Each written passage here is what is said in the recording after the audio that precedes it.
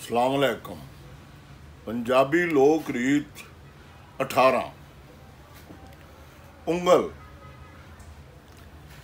पर दोस्तों दरखास्त है साडे चैनल नूं सबसक्राइब करो और अगे दोस्तों नूं दस पाओ ताकि तुसी साड़ियाँ सारियां जिहड़ियां ने वीडियोस वो वेख सको।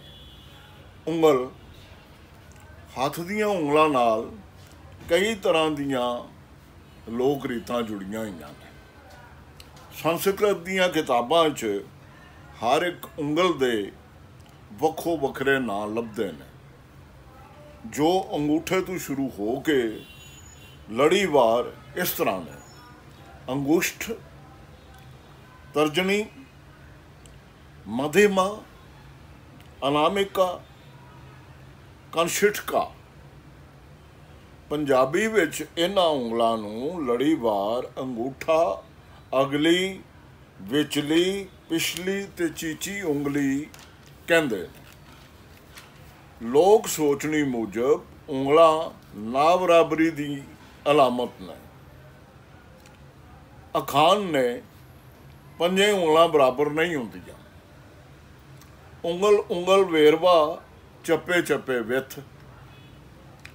उंगलां नाल जुड़ी एक कहानी बच्चे इउं पाउंदे ने।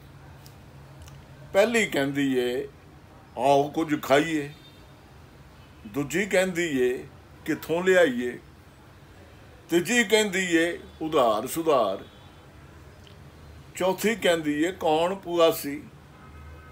अंगूठा कहंदा है ठुठ विखा के मैं जो बैठा।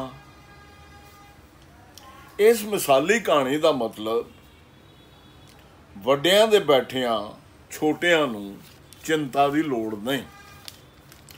हथ दियां उंगलां ते सोने ते चांदी दे कई गहने पाए जाते हैं, जिवें मुंदरियां, छापां, कलेचड़ियां, छल्ले। छल्ला मेरा किस घड़िया, मेरी उंगल करेंदी डाढ़ी पीड़ वे, लोक गावन। कदीमी वेलियां च आरिया लोक प्रेत रूहां तो रखिया लई कुशा घाह दा छल्ला बना के उंगल च पा लेंदे सन। मगरों जदों तातां दा युग शुरू होया तां कुशा घाह दी थां पहलां लोहे ते फिर चांदी ते सोने दे छल्ले ने मल लए। कई लोग विचली उंगल विच मुंदरी छल्ला नहीं पाउंदे। ख्याल है जो इस उंगल विच या इस उंगली विच मुंदरी छल्ला पाउण वाले नूं सप डंग जांदा है। शगन दी मुंदरी पिछली जाने अनामिका च पाई जांदी, पर पोठो हार च शगन दी मुंदरी जो कुमार धोती नाल आउंदी है ते पठड़ी दे नां तो मशहूर है, विचकारली उंगली विच ही पाई जाती। पैरां दीयां उंगलां विच भी गहने पाउण दा रिवाज है, जिन्हां नूं छल्ले, बिछवे ते गूठड़े कहा जाता है।